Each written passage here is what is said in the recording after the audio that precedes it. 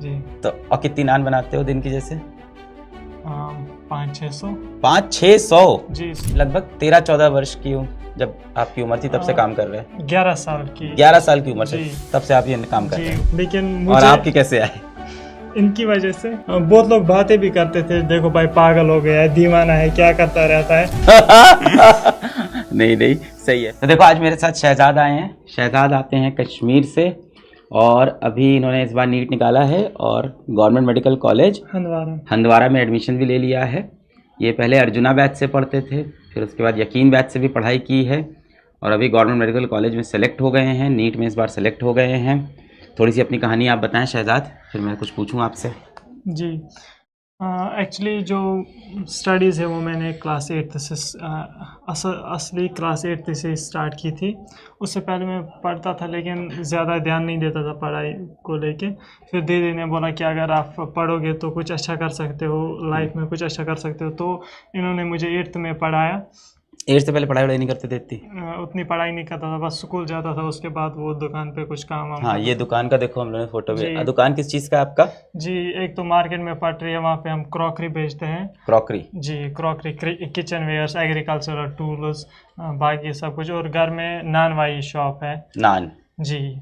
तो नान के साथ सब्जी भी किसी नान बेचते हैं? नान ही, बस डो प्रिपेयर करना होता है मुझे और वो रोल करते हैं रोटियों को बेलन से, वो करना पड़ता है। तो सिर्फ नान कैसे बिक जाती है बिना खाने के? सिर्फ रोटी? वो एक्चुअली वहाँ पे चाय के साथ नान खाते हैं। चाय के साथ नान खाते जी। हैं? तो क्या नमकीन होती है नान? जी, नमकीन होती है। कैसी, कड़ी सी होती है? पता नहीं। सॉफ्ट? जी, सॉफ्ट ही होती है। सॉफ्ट होती है कि हार्ड होती है पूछ रहा हूँ? हार्ड भी होती है, सॉफ्ट भी होती है। चाय के साथ लोग? जी, चाय के साथ। कितना बड़ा होता है नान? नान तो मुख्तलिफ किस्म का होता है, इतना भी होता है, हाथ जितना बड़ा भी, छोटा भी होता है। तो आप किस साइज का बनाते हो? 3 किस्म के बनाते हैं। अच्छा, अलग अलग। जी। आप कब से बना रहे हो ये? जी, पापा तो पहले से ही करते थे, मगर मुझे 7th से इस काम में इंडल्ज होना पड़ा क्योंकि पापा भी काफ़ी बीमार थे। उनके यहाँ बेली साइड पे हर्निया हुआ था, तो डॉक्टर्स ने कहा था कि ज़्यादा लोड आप नहीं ले सकते, तो मुझे दुकान में काम करना पड़ा। और फिर तो 8th से माँ भी बीमार थी, उन्हें रिहेमेटॉइड अर्थराइटिस है, तो वो भी ज़्यादा काम नहीं कर पाती थी, वरना उससे पहले वो जो डो मेकिंग था वो माँ ही कर देती थी सब कुछ, फिर मुझे ही ये सब कुछ करना पड़ा। तो अभी आप रोटी बेलते हो? जी, और डो भी प्रिपेयर करता हूँ। डो भी क्या होता है? डो क्या होता है? आटा। अच्छा, डो। हाँ ठीक है। हाँ जी। तो और कितनी नान बनाते हो दिन की जैसे? 500-600। 500-600? जी, सुबह जो उसे लवासा कहते हैं, वो ही 200-300 बनाने पड़ते हैं उसके साथ। लवासा? जी, लवासा। ये क्या है? ये भी एक किस्म का नाम है, बड़ा वाला होता है, सुबह नमकीन चाय के साथ लोग वहाँ पे प्रेफर करते हैं। जी, वो बनाते हैं, उसमें तकरीबन सुबह 4-4:30 तो बजे। आप लगभग 13-14 वर्ष की हूँ जब आपकी उम्र थी तब से काम कर रहे हैं? 11 साल की। 11 साल की उम्र से जी। तब से आप ये काम कर रहे जी, हैं? उन दिनों माँ बीमार थी, वो एडमिट थी 1-1.5 महीने के लिए। उस दिन पापा भी घर पर नहीं रहते थे, वहीं पे हॉस्पिटल में ही थी, तो हमें ही, हम भाई बहनों को ही सब कुछ चलाना पड़ता था। कितने भाई बहन हैं आप लोग? हम 5 भाई बहन। 5 भाई बहन हैं। जी। यही दीदी हैं कोई? जी, यही है। आ जाइए, आप भी आ जाइए, आ जाइए। हाँ। जब मेरा 9th का फाइनल एग्जाम, आपका क्या नाम है? माइक दे दीजिए इनको भी, आप लोग को माइक शेयर करना पड़ेगा थोड़ा, आप उसमें हाथ में लेके बात, थोड़ा यहाँ पे माइक रखेंगे तब आ जाएगा। क्या नाम है आपका? अफसाना महराज। अफसाना, आप क्या कर रहे हो अभी? Sir MBBS second year. MBBS second year में हो आप? आपने लास्ट ईयर, तो आप यकीन में थे पहले? मैंने यकीन बैच किया था 22 वाले यकीन बैच में थे? जी, और आप? वही पे मैं भी था। आप भी उसी बैच में? जी। यहाँ माइक थोड़ा ऊपर करना पड़ेगा, आवाज़ नहीं आएगी। हाँ, अब बताइए दीदी के बारे में जो आप बता रहे थे। जी, 9th में फाइनल एग्ज़ाम चल रहे थे, मेरे भी दीदी के 12th के एग्ज़ाम्स थे, मतलब बहुत ज़्यादा रेस्पेक्ट दी जाती है वहाँ पे 12th को। तो दीदी के 12th के थे और मेरा 9th का था। मेरा कल 9th का मैथ्स का पेपर था और इनका केमिस्ट्री का पेपर था। इन्हें लगा कि मैं थोड़ा सा डिप्रेस्ड हूँ, स्ट्रेस्ड हूँ, तो इन्होंने खुद का कुछ रिवाइज़ नहीं किया, मतलब 12th का कुछ रिवाइज़ नहीं किया, पूरा दिन मेरे साथ मैथ के साथ रही। और फिर इनके केमिस्ट्री में मार्क्स कम उसी वजह से आए थे, लेकिन मुझे। और आपके कैसे आए? इनकी वजह से। आप सही आ गए थे ना आपके? जी, मेरे ऐसे अच्छे आ गए थे। चलो सही है, कम से कम कुर्बानी काम तो आई, ऐसा काम भी नहीं आती। वैसे पहले 8th में इन्होंने फंसाया मुझे इसमें, पढ़ाई में। जी मेरा कोई इरादा नहीं था ऐसा कोई पढ़ने का, इन्होंने ही कहा कि तुम पढ़। ये कितनी अच्छी बात है, देखो अपनी बहन को पूरा क्रेडिट दे रहे हो आप। मेरा भी पूरा क्रेडिट बहन को देना, माइक इनको भी देना। आप बताना अफसाना बेटा, जी आप बताना अपनी जर्नी और कैसे इनको आपने शहजाद को ऐसे आपने पढ़ाई वढ़ाई में लगाया। सर असल में मुझे बचपन से ही हाँ। पढ़ाई का मतलब अच्छा खासा शौक वगैरह था और मैं पढ़ती भी थी अच्छे से। मुझे सबसे ज़्यादा सपोर्ट करते थे पापा पढ़ने में। लाइक पापा की दुकान है, पापा की दुकान है। जब मैं 4 बजे स्कूल से आ जाती थी तो पापा मुझे, पापा की यही दुकान नान वाली। जी जी, फिर वो मुझे अपने पास ही बिठाते थे पढ़ने के लिए। मैं बाहर नहीं जाती थी बाकी बच्चों के साथ खेलने एक्स्ट्रा। और जब भी मुझे कोई क्वेश्चन में मैं अटक जाती थी तो पापा वहाँ पर दुकान पे खड़े रहते थे कि यहाँ से कोई आएगा जिसने पढ़ा होगा, और वो उसको रोक लेता था वहाँ पर कि इसको पहले ये पढ़ाओ। बहुत बढ़िया, बहुत बढ़िया। तो आप लास्ट ईयर क्वालिफाई कर गए जी नीट। जी, फिर आपने इनको भी गाइड किया पूरा नीट के लिए? मैंने उनको असल में 9th से ही गाइड करना स्टार्ट किया। जब ये 9th में थे तो उस टाइम से ही इन्होंने। पहले क्या पढ़ाई वढ़ाई नहीं करता था? मतलब वैसे नहीं करता था, मार्क्स वगैरह अच्छे आते थे मतलब क्लास में पढ़ के ही, लेकिन ये घर में आकर नहीं पढ़ता था उस टाइम। वहाँ एटमॉस्फेयर कैसा है? बाकी बच्चे पढ़ाई लिखाई करते हैं? वहाँ अच्छा खासा एटमॉस्फेयर पढ़ाई लिखाई का बहुत है। और आपके फादर ने भी ऐसे दुकान होने के बाद भी आप लोग को खूब पढ़ाया, ये चीज़ थी? जी वो है। आप लोग का स्कूल कौन सा था? वहाँ पर पहले एक स्कूल में हम पढ़ते थे, फिर मैं 3rd क्लास में थी और ये मेरे से 3 साल पीछे होता था। तो फिर हम वहीं पर विलेज में ही सुपरनागामा पब्लिक स्कूल से हमने 8 तक अपनी पढ़ाई की। 8 तक आप लोग गांव में थे? जी। उसका शहर आ गए? नहीं, उसके बाद 9th 10th boys high school सुपरनागामा वहीं पे है, और 11th 12th भी वही लोकल हायर सेकेंडरी। आप किस कॉलेज में बच्चे पूछ रहे हैं? GMC श्रीनगर। ये GMC श्रीनगर में, आप GMC हंदवारा। कैसे समय निकालते थे पढ़ाई का? जी सुबह उठता था 4 साढ़े 4 बजे, उसके बाद वो डो मेकिंग मैंने बोला उसमें 1-1.5 घंटा लग जाता था। उसके बाद जो रोल करते हैं हम रोटियाँ, उस वक्त मैं स्टैंड पे फ़ोन सामने रखता था और जो पिछले दिन का लेक्चर होता था वो रिवाइज करता था, चाहे फिजिक्स का हो। आवाज़ आ जाती थी वहाँ शोर में मार्केट के? ईयरबड्स लगा के जी। तो लोग बोला करते थे कि भाई देखो तुम्हारी बहन ने कितना अच्छा पढ़ा, तुम ही नहीं पढ़ रहे, गाने सुनते रहते हो सुबह सुबह यहाँ पे।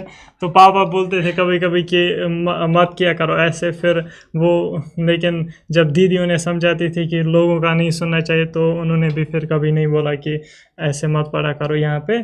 तो उन्होंने भी बहुत सपोर्ट किया है, मतलब कि वो कोई काम नहीं कर पाते लेकिन फिर भी किया। मेरी माँ, वो बोला मैंने रेमेटॉइड अर्थराइटिस है उन्हें, और उन्हें भी कोई काम, मतलब जब वो डॉक्टर के पास जाते तो बेइज्जती कर देते उनके डॉक्टर के, आप ठंडे पानी में हाथ ही क्यों डालते हो, लेकिन वो फिर भी बहुत हेल्प करती है हमारी। पापा भी, वो भी वज़न नहीं उठा सकते फिर भी उठा देते हैं हमारे लिए, वरना मुझ पे बहुत ज़्यादा प्रेशर होता, मैं कुछ नहीं कर पाता अगर उन्होंने हेल्प ना की होती। और मेरे लिए जो प्लस पॉइंट था वो थी दीदी की गाइडेंस, अगर नहीं होती तो मेरे लिए भी अनलिमिटेड रिसोर्सेज नहीं होते, मुझे भी ढूंढना पड़ता। ये मेरे लिए प्लस पॉइंट था कि मेरे पास लिमिटेड रिसोर्सेज ही मैं यूज़ कर पाता था, क्योंकि मुझे पता था कि जो दीदी बोलेगी गलत नहीं होगा मेरे लिए। जब नीट में सिलेक्ट हुआ तो बहुत लोग बातें भी करते थे, देखो भाई पागल हो गया है, दीवाना है, क्या करता रहता है। जो हमारे वहाँ पे पड़ोस में एक जो पटरी वाला है, रेडी वाला, अयाज अहमद, जब उससे कोई पूछता था कि ये क्या करता रहता है दिन भर यहाँ पे ईयरफोन लगेगा, तो वो बोलता था कि डीप लव में फंस चुका है। किसे फंस गया? डीप लव जी, देर रात फोन ही करता है। अच्छा, सबको लगता था तुम पढ़ाई नहीं कर रहे हो, फोन पे कहीं लगे हुए हो। वो कहता था कि आप बताइए, सच तो नहीं है ये बात? नहीं आपको तो पता होगा।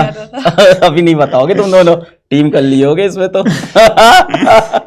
नहीं सही है। यकीन बैच का अपना बताओ, कैसे पहुंचे, क्या हुआ? अर्जुना का बताओ, यकीन का थोड़ी एकेडमिक जर्नी। पहले मैंने वो आपके जो पुराने लेक्चर्स थे, क्या हाँ फिजिक्स वाला कैसे पता चला, क्या देखा, कैसे बैच लिया? पहले मैं यूट्यूब से वैसे ही पढ़ता था, फिर दीदी ने 11th में बोला कि फिजिक्स वाला है, आप वहाँ से पढ़ लो। आपको कैसे पता चला? सर मैं सच ही बोल दूँ कि सच्ची सर, पहले मैंने आपके वीडियोस देखे थे यूट्यूब पर, वहाँ पर केमिस्ट्री भी था, फिजिक्स भी था। मैंने सोचा कि कोई कैसे फिजिक्स और केमिस्ट्री दोनों पढ़ा सकता है, तो मैंने सोचा मैं इनसे नहीं पढ़ूंगी। लेकिन फिर मैं रोज़ कमेंट सेक्शन में देखती थी फिजिक्स वाला। मैंने सोचा एक बार जाके मैं भी देखती हूँ, और मैंने आपका इलेक्ट्रोस्टैटिक्स देखा। फिर मैंने अपने भाई को बोला कि अगर पढ़ना है तो इसी चैनल से पढ़ना। इसने सारा कंप्लीट किया था पहले 11th में आपके लेक्चर से। पहले मैंने यूट्यूब से थोड़ा बहुत पढ़ा, लेकिन फिर को बताया हाँ, लेकिन मेरा जब 22 में नीट था तो मुझे एक फ्रेंड ने सब्सक्रिप्शन की यकीन बैच की और मैंने वहाँ से पढ़ा। तो वो नहीं पढ़ते थे फ्रेंड जो आपके थे? उसने मेरे लिए की थी। अरे वाह, क्या नाम है फ्रेंड का? मिज़ना जावेद। मिज़ना जावेद को बहुत थैंक यू यार, मतलब जी उन्होंने बहुत हेल्प मुझे भी की, टीचर्स कौन कौन से लेने हैं उसमें। वाह भाई, बहन जैसी है वो हमारी। वाह भाई, वाह भाई, वाह। फिर अर्जुना में आप पहुंचे? फिर अर्जुना से मैंने फिजिक्स और केमिस्ट्री की, और बायोलॉजी जो थी एनसीईआरटी दीदी पढ़ाती थी, उन्होंने ही बोला था कि बायोलॉजी में एनसीईआरटी पढ़ाते थे आपको? जी यही पढ़ाती थी। अरे वाह। मगर फिजिक्स केमिस्ट्री मैं ही नहीं पढ़ाता था क्योंकि मेरा मैथ बहुत स्ट्रांग था। अच्छा, आप लोग ने कोई स्टोरी देखी थी कश्मीर से कोई सिलेक्शन हुआ पीडब्ल्यू से? आप लोग को पता चलता है? उमर का पता चला होगा, बहुत इंस्पायरिंग कहानी थी उनकी तो। बढ़िया बढ़िया बढ़िया।